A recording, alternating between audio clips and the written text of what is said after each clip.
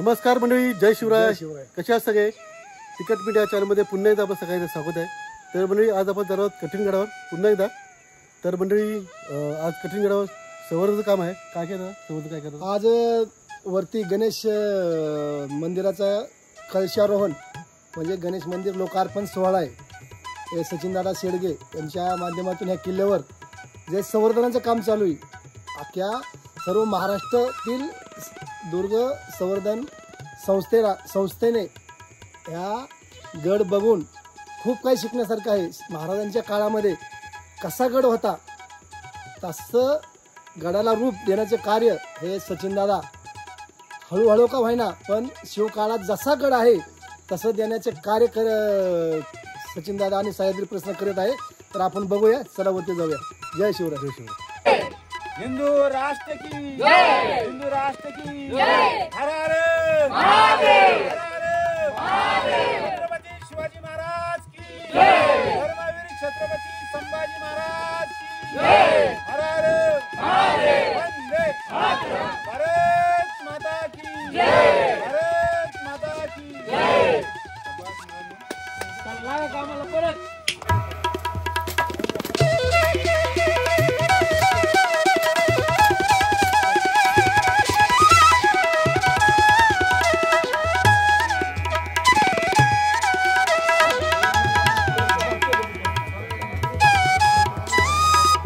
मंदिराला कळश लावायचे आणि भगवा ध्वज स्थापन करायचे. हळद आणि कुंकू घालतात.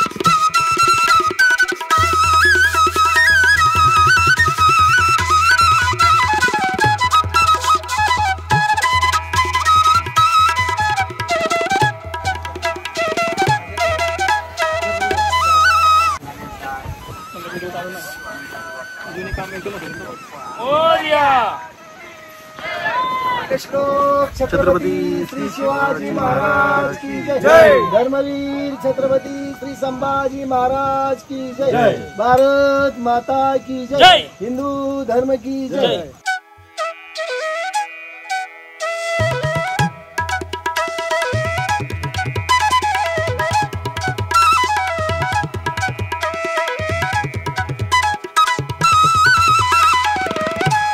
महाराज की जय. धर्मवीर छत्रपती श्री संभाजी महाराज की जय. भारत माता की जय. हिंदू धर्म की जय.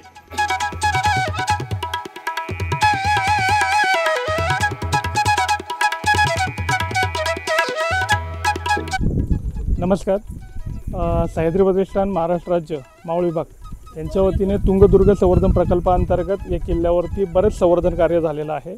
त्याच्यामध्ये या किल्ल्याच्या सुरुवातीला आम्ही पहिला जो प्रवेशद्वार आहे तुंग प्रवेशद्वार हे बसवलं होतं. त्याच्यानंतर महाराष्ट्रामध्ये अनेक किल्ल्यांवरती प्रवेशद्वारं बसवण्यात आली, जी लाकडी कावडा आपण म्हणतो.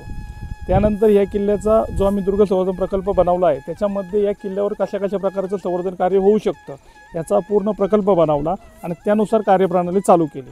यामध्ये कड्यावरील पहिल्या पायऱ्या असतील, ज्यामध्ये इंग्रज काळामध्ये ज्या पायऱ्या तुटल्या होत्या त्याच ठिकाणी पायऱ्या बनवण्याचं कार्य आपण चालू केलं. त्या ठिकाणी पूर्ण दगडी पायऱ्या जुन्या ज्या महाराजांच्या काळात अस्तित्वात होत्या तशा पद्धतीने त्या बनवण्याचा आपण प्रयत्न केला आहे. त्याचबरोबर खालच्या साईडला ज्यावेळी काही विरगळींचे अवशेष पडलेले होते त्या विरगळी पूर्णतः व्यवस्थितरित्या संवर्धित करून त्या ठिकाणी बसवलेल्या आहेत. आणि त्या विरगळींचा इतिहास, त्याचं वाचन कसं केलं जावं, ते कोणत्या कालखंडातलं आहेत आणि त्या बनवण्याचा उद्देश काय आहे तो पूर्ण विस्तृत स्वरूपामध्ये त्याला फलक लावलेला आहे. आणि त्याला एक कौलारू छतही केलेलं आहे. काय असतं की ही वीर या किल्ल्याच्या संरक्षणार्थ, गावाच्या संरक्षणार्थ धारतीर्थी पडलेले आहेत, तर त्यांचंही स्मारक चांगल्या पद्धतीने झालं पाहिजे या उद्दिष्टाने त्यालाही कौलारू छत आपण बसवलेलं आहे. त्याचबरोबर या ठिकाणी वर येताना तुम्ही जर पाहिलं असेल तर त्या ठिकाणी आपण किल्ल्याचा नकाशा बसवलेला आहे. किल्ल्यावर येणारे पर्यटक हे मराठी भाषिक, हिंदी भाषिक आणि इंग्रजी भाषिक असे बरेच जण लोणावळा पर्यटन स्थळ असल्यामुळे या ठिकाणी येत राहतात. त्यामुळे प्रत्येकाला या किल्ल्याचा इतिहास त्या ठिकाणी कळावा या दृष्टिकोनातून दगडी बांधकामामध्ये आपण ते 3 फलक बसवलेले आहेत. त्याच्यानंतर जर पुढे आलं तर किल्ल्यावरती हा महाराजांच्या काळात या किल्ल्याचं नाव पहिलं तुंग होतं. त्यानंतर महाराजांनी किल्ल्यांची जी नामांतरं केली त्याच्यामध्ये या किल्ल्याचं नाव कठीणगड केलं. नावातच कठीणगड नाव असल्यामुळे या किल्ल्याला म्हणजे किती कठीण असेल हा विचार करणं गरजेचं आहे. आणि या किल्ल्याची रचना पाहता हा कठीण श्रेणीमध्ये मोडतो आहे. तर या किल्ल्याच्या खाली आम्ही रेस्क्यूच्या संदर्भात असे एक फलक लावलेला आहे, ज्यामध्ये वन्यजीव संवर्धन, वन्यजीव रक्षक समिती मावळ, त्याचबरोबर शिवदुर्ग समिती मावळ यांचे आम्ही त्या ठिकाणी नंबर दिलेले आहेत. जर काही ऐनवेळी म्हणजे प्रॉब्लेम निर्माण झाला तर त्या ठिकाणी ती संपर्क करता येऊ शकतो आणि रेस्क्यू करता येऊ शकतो. या ठिकाणी आपण तसे नंबर दिलेले आहेत. त्यावेळेस स्थानिक प्रशासनाचाही आपण एक पोलीस प्रशासनाचा नंबर दिलेला आहे. पुढच्या वेळेला आलं तर या किल्ल्यावर जी कामं होतात त्या कामांचं त्या ठिकाणी बोर्ड लावलेले आहेत. आणि एक ह्या प्रकल्पाअंतर्गत एक नवीन आम्ही एक प्रणाली विकसित केली होती. आपल्याला हा जो बोर्ड दिसतोय या बोर्डच्या माध्यमातून काय केलेलं आहे की आपण जर किल्ल्यावर आलो की आपण कसं म्हणतो की सदर, पाण्याची टाकी हे छोट्या बोर्ड लावतो, परंतु यामध्ये जरा विस्तृतीकरण केलं आहे की ह्या सदर म्हणजे काय, या सदरची माहिती पूर्ण त्या ठिकाणीच वाचता आली तर लोकांना त्या माहिती कळते.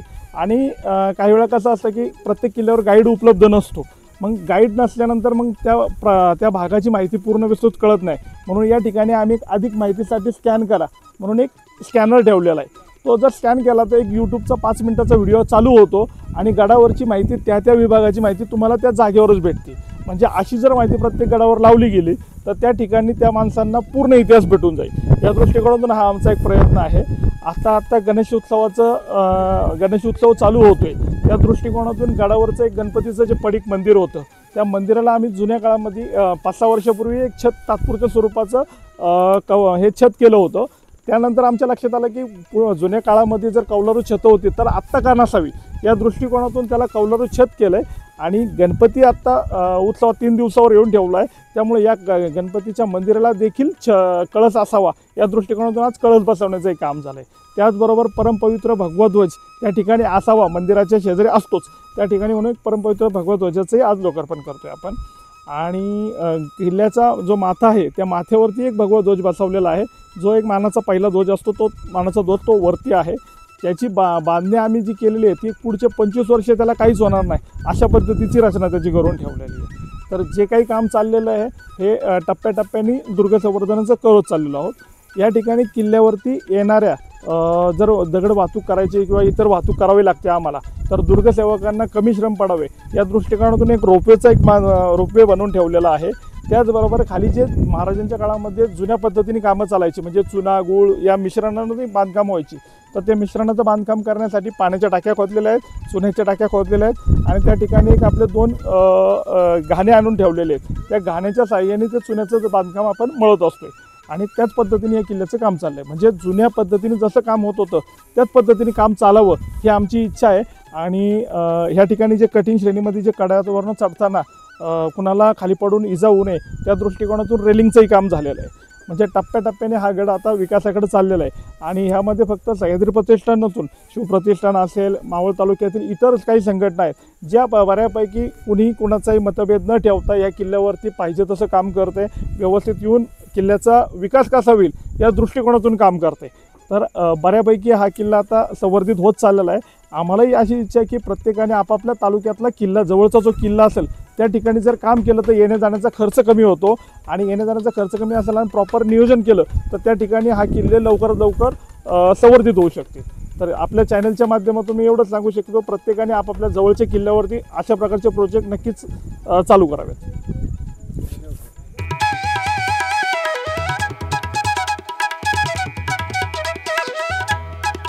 तर मंडळी हा व्हिडिओ तुम्हाला नक्की आवडला असेल तर नक्की लाईक करा, शेअर करा आणि कमेंटमध्ये जय शिवराय यायला विसरू नका.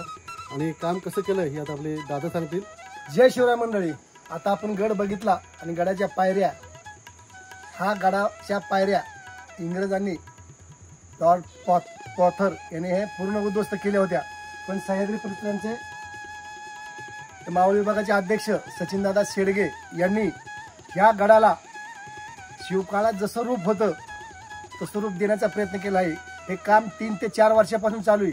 पण हळूहळू का वाईना पायऱ्या, नंतर सदर, वरती बालेकिल्ल्यावरचा ध्वज आणि गणेश मंदिर महाराजांच्या काळात जसं असेल तसं रूप देण्याचा प्रयत्न केलेला आहे. ह्या महाराष्ट्रातील सर्व दुर्गसेवक संस्थांना ह्या गड पाहून आपापल्या भागातील गड कसे संवर्धन करावेत हे सचिनदादाकडून खरंच शिकण्यासारखं आहे. खूप छान अभिमानास्पद गौरवास्पद काम सचिनदादांनी केलेलं आहे. त्याला महाराष्ट्र शासनाकडून बी निधी घेतलेला आहे. असा निधी प्रत्येक तालुक्यातील दुर्गसेवकांनी मंजूर करून किंवा गावागावातून जे दुर्गसेवक असतात, आपण जे महाराजांच्या जयंती दिवशी जे खर्च अनावश्यक खर्च करतो त्यातील थोडा 10% 15% खर्च वेगळा काढला आणि तालुक्यातील गावांनी सगळा तो निधी एकत्र केला तर आपल्या प्रत्येक तालुक्यातील जे दुर्ग आहेत ते शिवकाळात जसे असतील तसं रूप आल्याशिवाय राहणार नाही.